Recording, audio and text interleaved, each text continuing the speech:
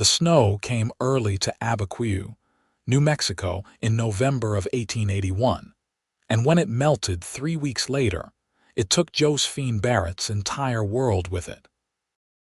She stood in front of what remained of her family's small ranch house, her worn cotton dress offering no protection against the bitter wind that swept down from the mountains. The avalanche triggered by the sudden thaw had crushed the eastern wall completely, burying her parents and younger brother while they slept. Josephine had been outside tending to a sick calf in the barn when she heard the roar, felt the earth tremble beneath her feet. By the time she reached the house, it was too late. The neighbors helped her dig for 2 days, but the frozen ground and the weight of snow and rock made recovery impossible. They would stay buried there until spring, the preacher said, when the ground softened enough for proper graves. Now, at 22 years old, Josephine owned nothing but the clothes on her back, a barn with a dying calf, and debt she had no way to pay.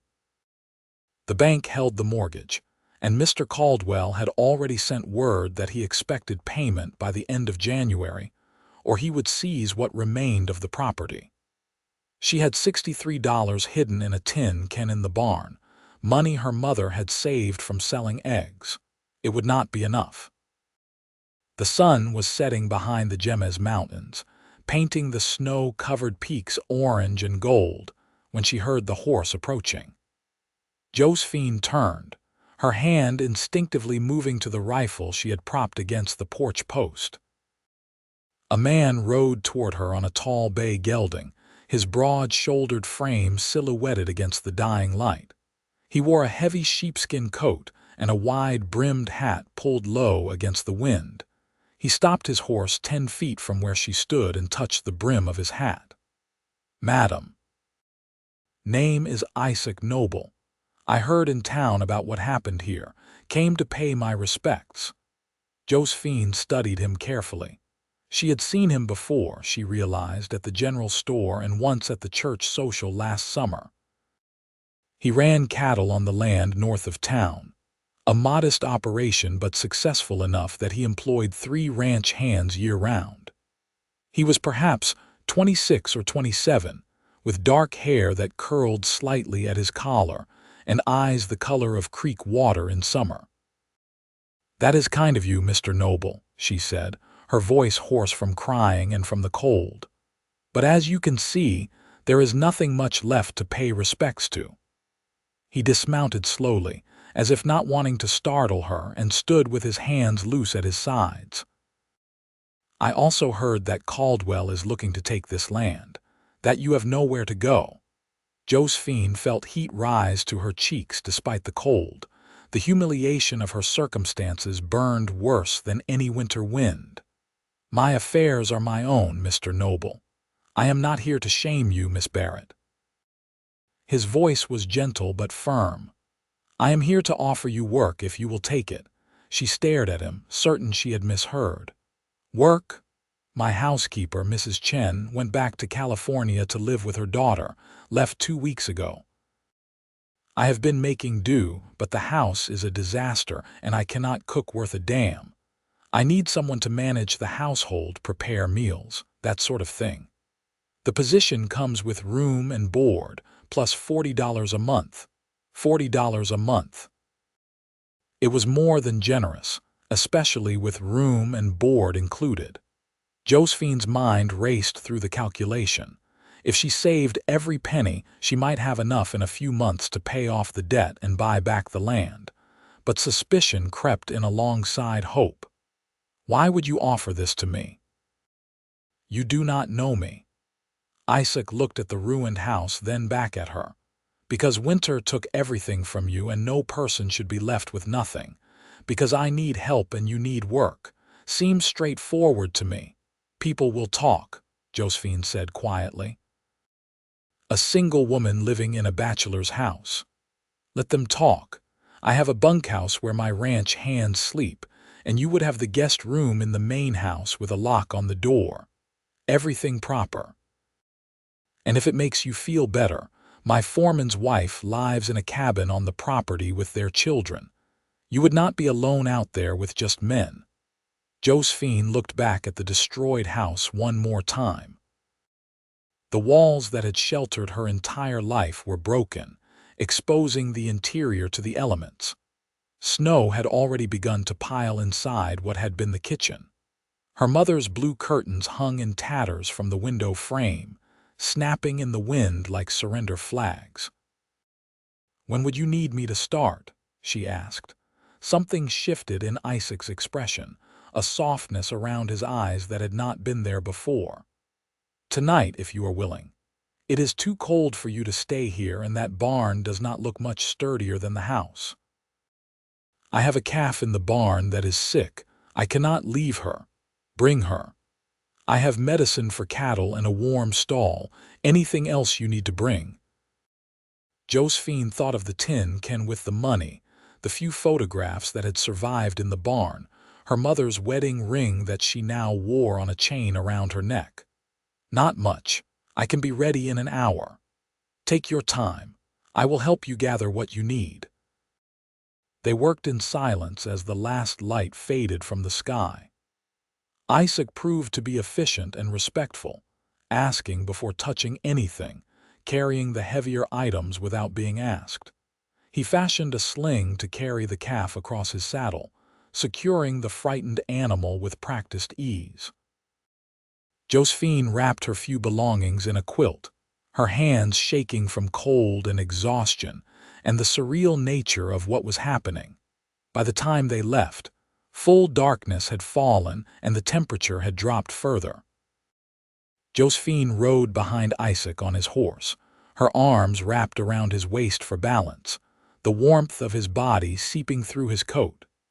She tried not to think about how long it had been since she had been this close to another person, how starved she was for simple human comfort. The Noble Ranch was 6 miles north of town, situated in a valley where the Rio Chama curved through cottonwood groves. Even in the darkness, Josephine could sense the property was well maintained. The main house was built of adobe with a pitched roof to handle snow, smoke rising from the chimney into the cold night air. Light glowed from the windows, warm and inviting. Isaac helped her down from the horse, his hand steadying her when she stumbled on legs stiff from the ride. "Let us get you inside and warmed up. I will take care of the horses and the calf. I can help. You look about ready to fall over. Please, go inside and get warm." The interior of the house was more spacious than Josephine had expected, with a large main room that served as kitchen and living area, a stone fireplace dominating one wall. The furniture was simple but well made, the floors swept clean, though she could see dishes piled in the basin and dust on most of the surfaces. 2 doors led to what she assumed were bedrooms.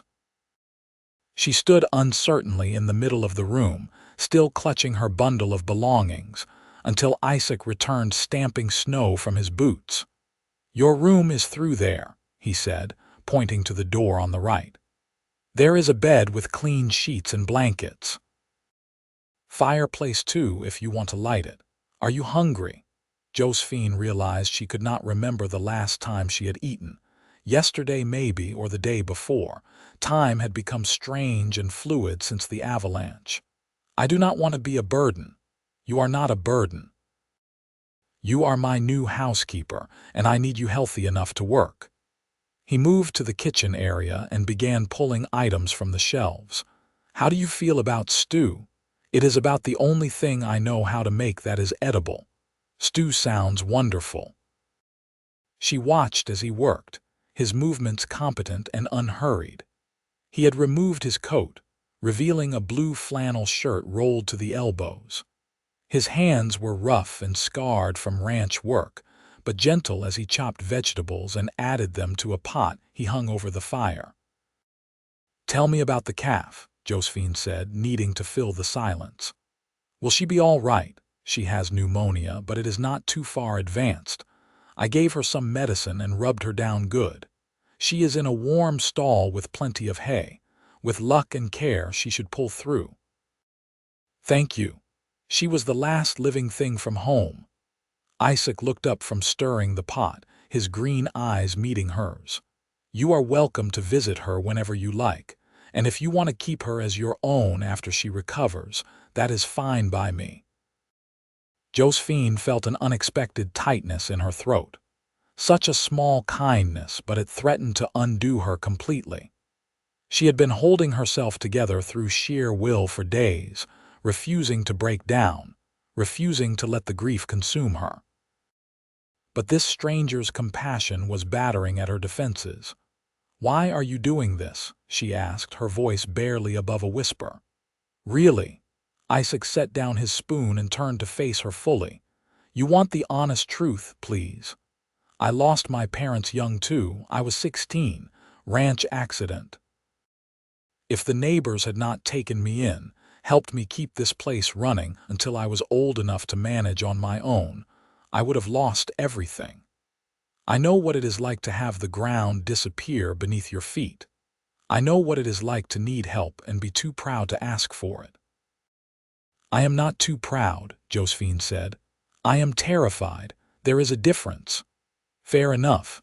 But you are here now and you are safe and you will not go hungry or cold under this roof. That is a promise. They ate the stew in comfortable silence, and Josephine was surprised to find Isaac had been too modest about his cooking skills. The food was simple but good, and she ate 2 full bowls before her shrunken stomach protested. Afterward, Isaac showed her where everything was kept: the pantry and root cellar, the linen closet, the well pump behind the house. I usually wake at dawn, he said as they stood in the hallway between the 2 bedrooms. I do not expect you to have breakfast ready that early, but if you could manage something by 7, I would be grateful. I will have it ready, Josephine said, and I will start on the house tomorrow, get it properly cleaned. About that, do not feel like you have to do everything at once. You just lost your family, you are allowed to grieve. The kindness in his voice nearly broke her. If I stop to grieve, I will never start moving again. I need to work, I need to be useful. Isaac nodded slowly, understanding flickering across his features. All right. But if you need anything, anything at all, you tell me. Deal, deal. In her room, Josephine sat on the edge of the bed and let herself shake. The room was warm from the fire Isaac had lit while she ate, and the bed was softer than any she had ever slept in. Through the window, she could see stars scattered across the black sky, cold and distant and indifferent to human suffering. She thought of her parents and brother beneath the snow and rock, and the tears finally came, silent and relentless. She cried until she had nothing left, then undressed down to her shift and crawled beneath the blankets. The last thing she thought before sleep claimed her was that Isaac Noble's eyes were kind, and she had forgotten what kindness looked like. The next weeks fell into a rhythm that surprised Josephine with its ease. She woke before dawn and prepared breakfast, thick slabs of bacon and eggs and biscuits that Isaac praised enthusiastically. While he worked with his ranch hands tending the cattle and mending fences, she cleaned the house from top to bottom, learning its rhythms and secrets. She scrubbed floors and washed windows, beat rugs and polished furniture, organized the pantry and mended torn curtains. In the afternoons, she prepared supper and visited the calf, who was steadily improving under Isaac's treatment. The little animal had begun to recognize her, nuzzling her hand when she entered the stall, and Josephine found herself talking to the calf about everything she could not say to another person.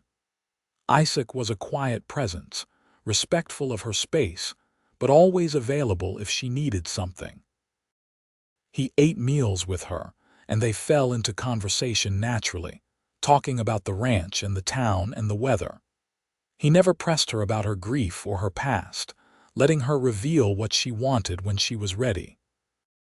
She learned that he had built the ranch up from almost nothing, working 18-hour days for years until it became profitable. That he was respected in town but kept mostly to himself, preferring the company of his horses to most people.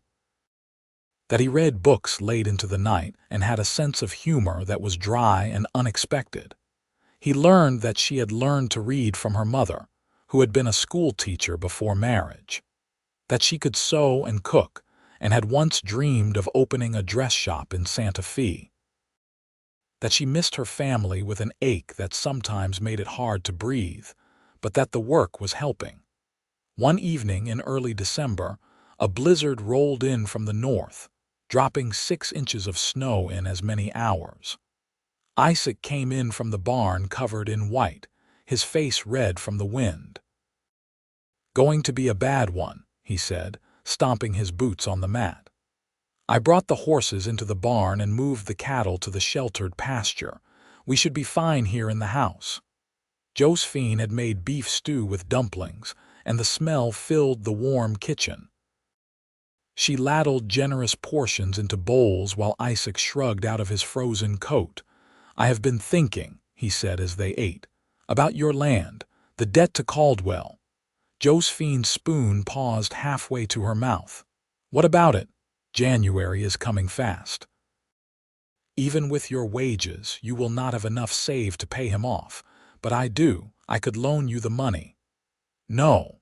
The word came out sharper than she intended. "I am already in your debt for giving me this position. I will not borrow money from you as well. It would not be a gift. You would pay me back, same as you would the bank. But I would give you fair terms, time to actually save the money without losing the land." "Why would you do that?" Isaac set down his spoon and looked at her directly. "Because I know that land is all you have left of your family. Because Caldwell is a vulture who preys on people when they are desperate. Because I can afford it and you cannot. You barely know me." "I know enough. I know you work harder than anyone I have ever hired. I know you are honest and proud and strong. I know you loved your family, and this is not charity, Josephine. This is business between friends." The use of her first name sent a small jolt through her. He had been carefully formal until now, always Miss Barrett, maintaining proper distance. But something had shifted, some invisible line had been crossed. "If I accept," she said slowly, "I want a proper contract, terms written down, interest rate, payment schedule, everything legal and binding." A smile tugged at the corner of Isaac's mouth. "I would expect nothing less. We can go into town tomorrow if the storm clears and have the lawyer draw it up properly." "Then yes, thank you. I accept your offer." They finished their meal and Isaac insisted on helping with the dishes, standing beside her at the basin while the wind howled outside. Their hands brushed in the soapy water and Josephine felt electricity spark up her arm. She glanced at Isaac and found him looking at her with an expression she could not quite read, something warm and wondering. "I am glad you are here," he said quietly. "I know the circumstances are terrible, but I am glad you are here." "I am glad too," Josephine admitted. "This house, this place, it feels safe in a way I did not think I would feel again." The storm continued through the night, piling snow against the windows and doors. Josephine lay in her bed listening to the wind, thinking about Isaac in the next room. She had begun to notice things about him she probably should not.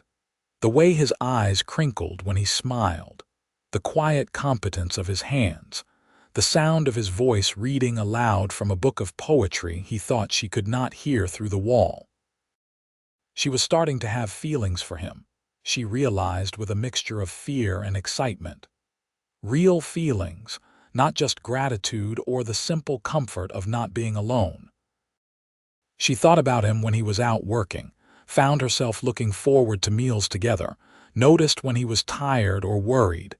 It was too soon, she told herself. Her family had been dead less than 2 months. She should still be in mourning, draped in black, thinking of nothing but her loss. But life was cruel and short, and Isaac Noble had given her more kindness in a few weeks than many people showed in a lifetime. The next morning dawned clear and brutally cold. They rode into Abiquiu together on Isaac's wagon, Josephine bundled in blankets with a heated stone at her feet. The town was quiet, most people staying inside by their fires, but the lawyer's office was open. Mr. Porter drew up the contract exactly as Josephine specified. $500 loaned at 3% interest, to be paid back in installments over 3 years. Isaac paid Caldwell the debt that same afternoon, and Josephine watched the banker's face sour as he realized he would not be seizing the Barrett property after all. "You are making a mistake, Noble," Caldwell said as they left his office. "That land is cursed. Nothing good will come of this." "The only curse is men like you," Isaac replied evenly. "Good day, Caldwell." On the ride back to the ranch, Josephine felt lighter than she had in months. The land was safe, her family's legacy protected. She would have to work hard and save carefully, but she had a path forward now, a future that was not just about survival. "Thank you," she said to Isaac. "I know I said it before, but thank you. You did not have to do any of this." "Maybe I wanted to," Isaac said, his eyes on the road ahead. "Maybe helping you helps me too." "How so?" He was quiet for a long moment, his breath fogging in the cold air. "This house has been empty for a long time. I have been empty for a long time. I built this ranch, made it successful, but it never felt like home, just a place where I worked and slept. But these past weeks with you there, it feels different. It feels like a home should feel." Josephine's heart hammered against her ribs. "Isaac, I am not asking you for anything," he said quickly. "I just want you to know, having you there, it matters to me, more than it probably should." She reached out and placed her gloved hand over his on the reins. "It matters to me too." They rode the rest of the way in silence, but it was a different kind of silence now, charged with possibility and the fragile beginning of something new. Christmas came, and Isaac surprised Josephine by bringing a small pine tree into the house. They decorated it with strings of popcorn and dried berries, paper stars that Josephine cut from old newspaper. On Christmas morning, Isaac gave her a beautiful wool coat he had bought from a traveling merchant, deep green and lined with fur. "You cannot keep giving me things," Josephine protested, even as she ran her hands over the soft fabric. "You already gave me so much." "Consider it a bonus for being the best housekeeper I have ever had," Isaac said. "Besides, your old coat is falling apart. This is practical." Josephine had made him a new shirt, spending her evenings sewing by lamplight when he thought she was reading. She had embroidered his initials on the cuff in navy thread, small and discreet. When he opened the package and saw it, something flickered across his face that looked like emotion. "It is beautiful," he said softly. "Thank you. You needed a good shirt for church," Josephine said, suddenly shy. "And maybe for dances when they have them in town." "I do not dance much. Maybe you should start." Isaac looked at her, and the air between them seemed to shimmer with unspoken words. "Maybe I should." They spent the day quietly, cooking a proper Christmas dinner together and eating until they were stuffed. Isaac's foreman and his family came over for dessert, bringing their 3 children who were wild with excitement over the holiday. Watching Isaac play with the children, patient and gentle, Josephine felt her heart squeeze with longing for things she had thought lost to her. After everyone left and the house was quiet again, they sat by the fire with cups of hot cider. Snow was falling outside, soft and peaceful, and Josephine felt a contentment she had not known was possible. "This is the best Christmas I have had in years," Isaac said, staring into the flames. "Thank you for being here." "Where else would I be?" Josephine asked. "I worry sometimes that you feel trapped here, that you stay because you need the work and not because you want to be here." Josephine set down her cup and turned to face him. I stay because I want to be here, with you. I know it has not been that long, and I know I should still be grieving and probably not feeling anything for anyone, but I cannot help it. Being with you, it does not feel like work. It feels like coming home. Isaac's eyes searched her face, looking for any sign of doubt or hesitation. Finding none, he reached out and took her hand, his thumb brushing over her knuckles. I have been half in love with you since the day I found you standing in front of that destroyed house, he said, his voice rough with emotion. Thought I was crazy, moving too fast, taking advantage of your situation. But every day you are here, every conversation, every smile, I fall a little harder. Tell me I am not alone in this. Tell me you feel it too. I feel it too, Josephine whispered. I am terrified of it, but I feel it. Isaac cupped her face in his hands, his touch gentle. Can I kiss you, please? He leaned in slowly, giving her time to pull away if she wanted. But Josephine did not want to pull away. She wanted this more than she had wanted anything in a long time. When his lips met hers, soft and questioning, she felt something inside her that had been frozen begin to thaw. The kiss deepened, and Josephine's hands came up to rest on his chest, feeling his heart pounding beneath her palms. He tasted like cider and cinnamon, and when they finally pulled apart, both breathing hard, his forehead rested against hers. Stay with me, Isaac murmured. Not as my housekeeper, as my partner, my companion. Eventually, if you are willing, as my wife. Tears sprang to Josephine's eyes. You are certain? You truly want this? I have never been more certain of anything in my life. Then yes. Yes to all of it. They kissed again, and the fire crackled and the snow fell, and for the first time since the avalanche, Josephine felt like she was exactly where she was supposed to be. The winter continued its grip on New Mexico, but inside the ranch house, Josephine and Isaac were insulated by their growing love. They moved through the days with new purpose, working side by side on the ranch, planning for a future together. They were careful to maintain propriety, keeping to separate bedrooms until they could be properly married, but the house hummed with their happiness. In February, when the roads cleared enough for travel, they rode into Santa Fe to buy Josephine a ring. Isaac insisted she pick exactly what she wanted, and she chose a simple gold band with a small ruby that reminded her of the sky at sunset. Are you certain you want to marry me? Isaac asked as they left the jeweler's shop. I am not a rich man, and ranch life is hard. I cannot promise you an easy road. Josephine took his arm, pulling him close. I do not want an easy road. I want a real road with a real partner. I want to build something meaningful with someone I love. That is what I want. They set the wedding for April, when the snow would be melted and the wildflowers would be blooming in the valley. Josephine spent her evenings sewing her wedding dress, a simple but elegant creation of ivory cotton with lace at the collar and cuffs. Isaac worked on expanding the house, adding a larger bedroom for them to share and a proper dining room for when they had guests. On a cold night in March, Josephine was reading by the fire when Isaac came in from checking on a mare about to foal. He looked troubled, his brow furrowed. What is wrong? She asked immediately, setting down her book. Nothing is wrong exactly, but I need to tell you something and I am worried about how you will take it. Josephine's stomach dropped. Tell me. Isaac sat down beside her, taking her hands in his. Caldwell came by the ranch today while you were in town buying supplies. He made me an offer on your family's land. A good offer, well above what it is worth. What did you tell him?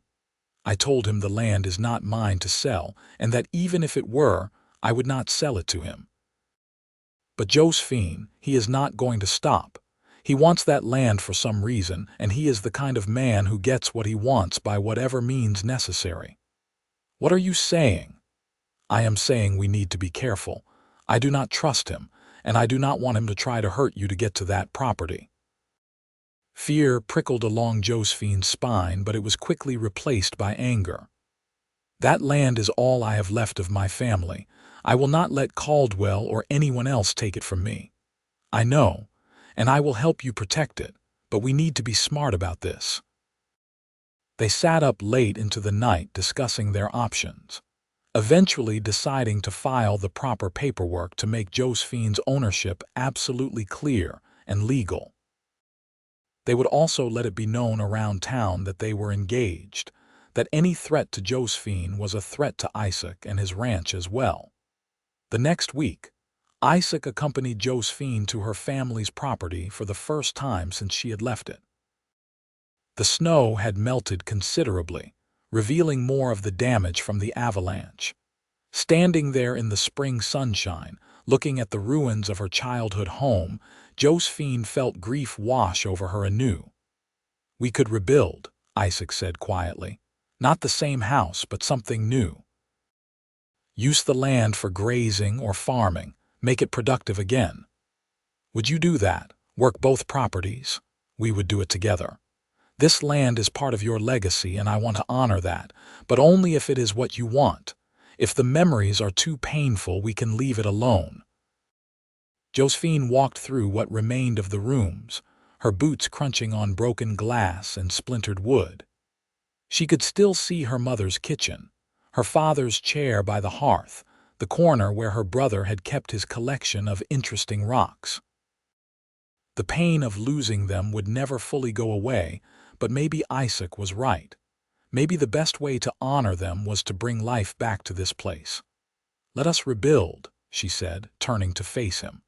"Not right away, but someday, when we have the resources and the time. I want my children to know this place, to understand where I came from." Isaac crossed to her and pulled her into his arms. "Our children, and they will know. I promise you that." As April approached, preparations for the wedding intensified. The women of the town rallied around Josephine, helping her prepare food and decorations, offering advice and support. She had been worried that she would be too much of an outsider, that Isaac's choice to marry her would be met with suspicion. But the community welcomed her with open arms, glad to see Isaac happy after so many years alone. The night before the wedding, Josephine could not sleep. She stood at her window looking out at the moonlit valley, thinking about everything that had led her to this moment. 6 months ago she had lost everything. Now she was about to gain everything. The symmetry of it was almost too perfect, almost frightening in its completeness. A soft knock on her door made her turn. "Come in," she called softly. Isaac opened the door, staying in the hallway. "I saw your light." Could not sleep either. Too much excitement, I suppose. Or nerves. It is not too late to change your mind, you know, if you are having second thoughts. Josephine crossed to the door, standing close enough to see the worry in his eyes. "I am not having second thoughts. I am having first thoughts, third thoughts, 100th thoughts, all telling me the same thing. That marrying you is the rightest thing I will ever do." Relief flooded Isaac's features. "I love you, Josephine Barrett. I will spend the rest of my life making sure you never regret saying yes." "I love you too, Isaac Noble, and I already know I will never regret it." He kissed her gently, sweetly, then forced himself to step back. "I should let you sleep. Big day tomorrow." "The best day," Josephine agreed. The wedding took place in the small church in Abiquiu, with what seemed like the entire town in attendance. Josephine wore her ivory dress and carried wildflowers that Isaac had picked himself that morning. As she walked down the aisle and saw him waiting for her at the altar, his eyes bright with love and promise, she felt her mother's presence like a blessing. The ceremony was simple and beautiful, the preacher's words about love and commitment resonating through the wooden church. When Isaac slipped the ruby ring onto her finger and said, "I do," Josephine felt like her heart might burst from happiness. The reception was held at the town hall, with music and dancing and more food than could possibly be eaten. Isaac had been truthful about not being much of a dancer, but he gamely led Josephine through a waltz, both of them laughing at his missteps. "I am terrible at this," he said, narrowly avoiding stepping on her foot. "You are perfect at this," Josephine corrected. "Because you are trying, and you are here, and you are mine." As the sun set and the party continued around them, Isaac pulled Josephine outside for a moment of quiet. The spring air was cool and sweet, carrying the scent of apple blossoms from the trees behind the hall. "Happy?" he asked, his arm around her waist. "Happier than I knew was possible. How about you?" "I have everything I ever wanted right here in my arms. Yes, I am happy." They returned to the ranch as husband and wife, and that night they came together with tenderness and passion, learning each other in the intimate darkness. Josephine had been nervous about this part of marriage, but Isaac was patient and gentle, making sure she felt safe and cherished every moment. Afterward, lying tangled together in their new bedroom, Josephine traced patterns on Isaac's chest and marveled at how her life had changed. "What are you thinking?" Isaac asked, his fingers combing through her unbound hair. "I am thinking about fate. About how something terrible led me to something wonderful. I do not understand it, but I am grateful for it. Your family would want you to be happy. They would want you to live fully and love deeply. You know that, right?" "I do. And I think they would have liked you very much." "I wish I could have known them, me too. But you will know them through me, through the stories I tell, and someday through our children if we are blessed with them." Isaac tightened his arms around her. "I hope we are blessed with a house full of children, as many as you want to give me." "Let us start with one and see how we manage," Josephine said with a laugh. They fell asleep wrapped around each other, and when Josephine woke in the morning to find Isaac still beside her, his face peaceful in sleep, she felt a contentment so deep, it was almost spiritual. The months following the wedding were busy and productive. They worked the ranch together, with Josephine proving to be as capable with cattle as she was with household management. She learned to rope and brand, to identify sick animals and treat common ailments. Isaac taught her to ride better, to shoot accurately, to read the weather and the land. In turn, Josephine brought life and warmth to the ranch in ways Isaac had not anticipated. She started a garden that produced vegetables all summer long. She organized the house so that everything ran smoothly and efficiently. She befriended the neighboring ranchers' wives and became an integral part of the community. By summer, they were working on rebuilding Josephine's family property, hiring men to clear away the debris and lay a new foundation. They decided to build a smaller house that could serve as a home for Isaac's foreman and his growing family, with the understanding that the land would be used for additional grazing. In August, Josephine realized she had missed her monthly courses. She waited another week to be certain, then told Isaac one evening as they sat on the porch watching the sunset. "I am with child," she said simply, watching his face for his reaction. Isaac went very still, his eyes widening. "You are certain as I can be." "The doctor in town confirmed it yesterday." Slowly, a smile spread across Isaac's face, transforming his features with joy. "We are having a baby. Josephine, we are having a baby." He swept her into his arms, spinning her around until she laughed and begged him to stop. When he set her down, his hands immediately went to her still flat stomach. "How are you feeling? Are you well? Do you need anything?" "I am fine. A little tired, a bit sick in the mornings, but the doctor says everything looks normal. You will have to stop working so hard. No more heavy lifting or long days in the sun." "Isaac, I am pregnant, not made of glass. I can still work. But carefully. Promise me you will be careful." "I promise. Now stop worrying and kiss me." He obliged enthusiastically, and that night they lay in bed talking about names and nurseries and what kind of parents they wanted to be. "I hope the baby has your eyes," Josephine said, her head on Isaac's shoulder. "I hope the baby has your strength and your heart. I hope the baby has your kindness. That is what saved me, you know, your kindness when I needed it most." Isaac kissed the top of her head. "We saved each other. Do not forget that." The pregnancy progressed smoothly, and Josephine bloomed with health despite her initial sickness. Isaac was attentive without being overbearing, making sure she ate well and rested but not preventing her from doing the work she loved. In September, they received unexpected news. The preacher came to the ranch with a letter that had been forwarded from Santa Fe.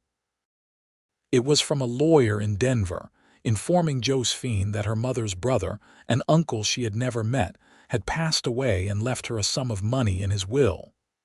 $5,000, Josephine read aloud, her voice shaking. "He left me $5,000. I did not even know I had an uncle in Denver." Isaac looked over her shoulder at the letter. "Your mother never mentioned him. Never. They must have been estranged." Josephine sank into a chair, overwhelmed. "This changes everything. We can pay off my debt to you immediately. We can invest in the ranch, maybe buy more land. Or you can keep it for yourself. It is your inheritance, Josephine, your money to do with as you please." She looked up at him, this man who had given her everything and asked for nothing in return. "Our money. We are married. What is mine is yours. And what is mine is yours, but I mean it. Think about what you want to do with it. There is no rush." After much discussion, they decided to use part of the money to pay off Josephine's debt to Isaac, invest another portion in expanding the ranch, and save the rest for their child's future. The financial security was a tremendous relief, removing the last shadow of worry that had lingered over their happiness. Winter came again, but this time it found Josephine warm and safe and loved. Her pregnancy became obvious, her body changing to accommodate the life growing inside her. Isaac was fascinated by every development, his hands constantly drawn to her swelling belly, his ear pressed against it to listen for movement. On a snowy evening in December, almost exactly 1 year after Isaac had first kissed her, Josephine went into labor. The midwife was summoned, and Isaac paced the house like a caged animal while Josephine worked through the contractions. It was a long labor, lasting through the night and into the next morning. But finally, as dawn broke clear and cold over the valley, Josephine delivered a healthy baby boy. When the midwife placed him in her arms, she wept with joy and exhaustion and overwhelming love. Isaac was allowed in moments later, and the expression on his face when he saw his son was something Josephine would remember forever. Awe and terror and love all mixed together. "He is perfect," Isaac whispered, gently touching the baby's tiny hand. "You are amazing. Look what you did." "Look what we did," Josephine corrected. "What should we name him?" They had discussed names endlessly but never quite settled on one. Now, looking at his small, serious face, the decision felt obvious. "James," Josephine said. "After my father, James Noble." "James Barrett Noble," Isaac amended, "to honor both our families." The baby fussed, and Josephine instinctively brought him to her breast. He latched on immediately, and she felt a rush of maternal feeling so strong it was almost frightening. "I will protect you," she murmured to her son. "I will love you and keep you safe always." "We both will," Isaac said, his arm around her shoulders. "He is the luckiest boy in the world to have you as his mother." The first months of parenthood were exhausting and wonderful in equal measure. James was a good baby, generally content and healthy, but he still demanded constant attention. Isaac proved to be a devoted father, walking the floor with his son at night, changing diapers without complaint, singing off-key lullabies that somehow soothed the baby when nothing else would. Josephine healed slowly from the birth, grateful for Isaac's help and support. The neighboring women came to assist, bringing food and advice, helping with laundry and cleaning so that Josephine could focus on the baby. By spring, they had settled into a routine, and Josephine felt strong enough to resume more of her regular duties. They hired a young woman from town to help with the housework, a few days a week, giving Josephine time to spend with James and to work on the ranch. As the weather warmed, they took James to visit the rebuilt house on Josephine's family property. The structure was complete now, a neat adobe home surrounded by newly planted gardens. Isaac's foreman and his family had moved in, and already the place felt lived in and loved.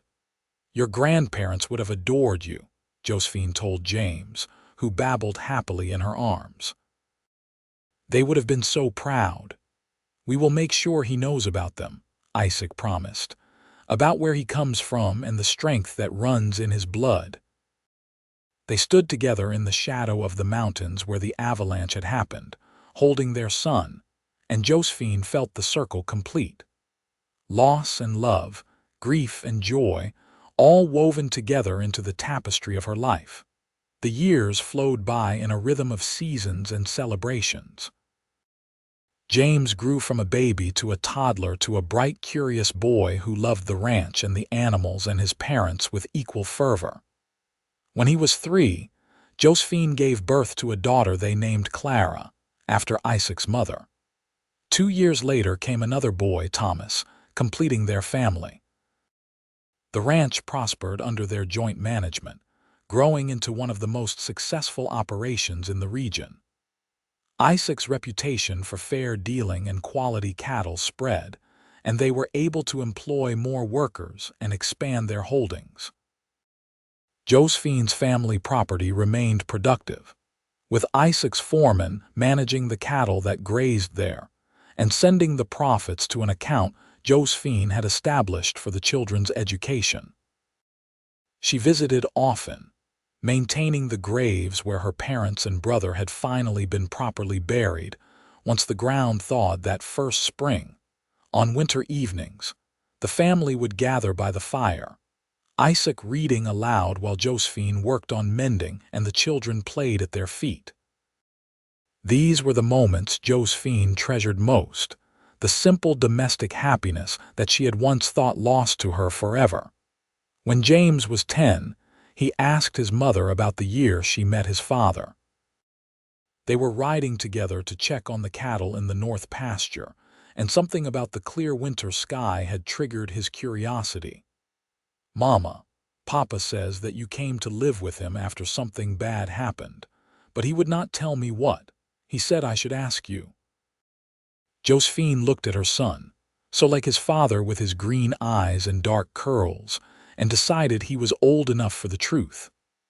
"My family, my parents and younger brother, they died in an avalanche the winter before I met your father. I lost everything and I had nowhere to go.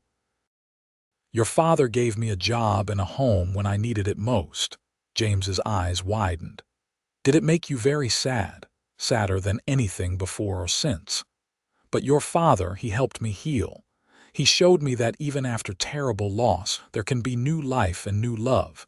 He gave me hope when I had none. I am glad he helped you. Otherwise, you would not have married him and I would not exist." Josephine smiled at the simple logic of children. "That is exactly right. Something good came from something terrible. That is the way of the world sometimes. You still miss them, your first family." "Every single day. But I also have you and Clara and Thomas and your father, and you are my family too. Love does not run out, James. There is always room for more." Her son absorbed this seriously, then nodded. "I love you, Mama. I love you too, my darling boy." That evening, Josephine told Isaac about the conversation, and he held her close while she cried for the family she had lost and the family she had gained. "They would be so proud of you," he murmured against her hair. of the life you have built, the children you are raising. You are an incredible woman, Josephine Noble. I had an incredible partner, she replied. I could not have done any of this alone. Good thing you did not have to. More years passed, bringing changes and challenges and joys. The children grew, each developing their own personalities and interests. James loved the ranch work and showed an early aptitude for managing cattle. Clara was artistic, constantly drawing and painting the world around her. Thomas was the scholar, always reading, asking questions, wanting to understand how everything worked. When the children were teenagers, a terrible drought struck the region, lasting 3 years and testing every rancher's resolve. Many operations failed, their owners forced to sell out to larger interests. But the Noble Ranch survived through careful management, the reserve funds Josephine had insisted they maintain, and the support of the community they had built through it all. Josephine and Isaac's love remained constant. They still stole moments alone, still looked at each other across crowded rooms with the same heat and affection they had felt as newlyweds. They argued occasionally, as all couples do, but they always came back together, always chose each other again. On their 20th wedding anniversary, Isaac surprised Josephine with a trip to Santa Fe, their first time away from the ranch and children in years. They stayed in a fine hotel and attended the theater and ate in restaurants and walked through museums like young people with no responsibilities. On their last night, lying in the hotel bed with the window open to the cool spring air, Isaac took Josephine's hand and kissed each finger individually. "You remember when I first brought you to the ranch?" he asked. "You were so proud and so scared and so strong. I remember thinking that you were either the kindest man I had ever met or the most foolish, offering a job to a stranger. I took one look at you standing in front of that destroyed house, refusing to break, and I knew you were going to change my life. I did not know how yet, but I knew." Josephine rolled to face him, her fingers tracing the lines that 20 years had etched around his eyes. "You saved me, Isaac. You gave me a home when winter took everything. You gave me love when I thought I would never feel anything but grief. You gave me this beautiful life." "We gave it to each other," Isaac said, pulling her close. "Everything we have, we built together, and I would do it all again in a heartbeat. Even the drought years, even the winters when we barely scraped by, especially those years. They showed me what you are made of. What we are made of together." They made love slowly, tenderly, with the practiced ease of long familiarity and the enduring passion of deep connection. Afterward, Josephine lay with her head on Isaac's chest, listening to his heartbeat, feeling grateful for every single day they had been given. When they returned home, the children had organized a surprise party, with neighbors and friends filling the house with laughter and music. Josephine looked around at the life she had built, at the people she loved, and felt a fullness in her heart that was almost overwhelming.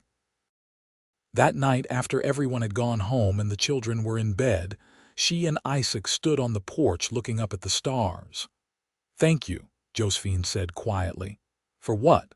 For seeing me that day, for not riding past, for offering me a chance when I had nothing." Isaac turned her to face him, his hands cupping her face. "Thank you for saying yes. Thank you for staying. Thank you for building this life with me. You are everything, Josephine. You are my whole world. And you are mine." They stood together in the darkness, holding each other, and the cold wind that had once brought only loss now carried the promise of tomorrow. The children grew up and eventually began to make their own ways in the world. James took over more of the ranch operations, showing a natural talent for the work. Clara married a teacher from Santa Fe and opened an art studio, her paintings celebrated throughout the territory. Thomas went to university and became a lawyer, returning to Abiquiu to practice and help the community. Isaac and Josephine grew older gracefully, their bodies slowing but their spirits remaining strong. They became grandparents and then great-grandparents, their family tree spreading and growing. When Josephine was 65, she made a final visit to her family's graves. It was winter, snow covering the ground, the air sharp and clear. Isaac came with her, his hand steady in hers. "I made it, Mama," she said aloud, her breath fogging in the cold. "I survived and I thrived and I raised good children who are raising good children. You would be proud. I hope you are proud."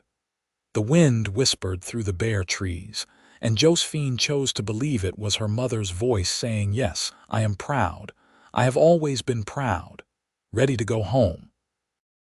Isaac asked softly, "Yes, take me home." They rode back to the ranch together, and Josephine looked at the house that had sheltered her for over 40 years. The children were coming for dinner, bringing grandchildren and great-grandchildren, filling the house with noise and love and life. That evening, surrounded by her family, Josephine felt peace settle over her like a benediction. She had lost everything once, but she had gained so much more. She had known grief and she had known joy, and both had shaped her into who she was. As the sun set behind the mountains, painting the snow gold and pink and purple, Isaac pulled Josephine close and kissed her temple. "I love you," he murmured, "today and always." "I love you too," Josephine replied. "Thank you for giving me a home when I needed it most.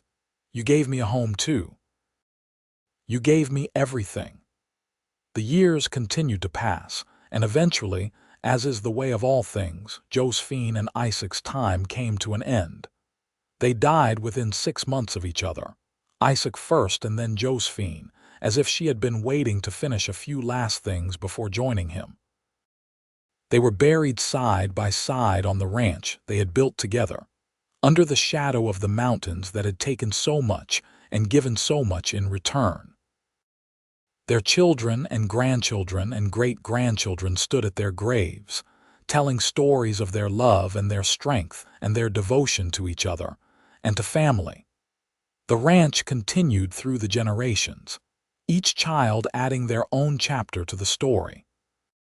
But they all knew where it had truly begun, on a cold winter day in 1881, when a woman who had lost everything met a man who gave her a home, and together they built a love that would last beyond their lifetimes. In the end, winter had not taken everything from Josephine Barrett Noble. It had tested her, broken her, forced her to rebuild. But in the cold and the grief and the desperate struggle to survive, she had found something more precious than anything she had lost. She had found Isaac. She had found home. She had found that even in the deepest winter, spring would come again, bringing warmth and life and the promise of tomorrow. And that promise, that hope, that enduring love, lived on in every child who bore their names, in every story that was told, in every life that was touched by the legacy of two people who chose each other when the world was cold and never looked back. They had built something that mattered, something that lasted, something that proved that even the harshest winter cannot extinguish the warmth of true love. The ranch still stands today, a testament to what can be built when kindness meets courage, when loss transforms into love, when two broken people come together and make each other whole.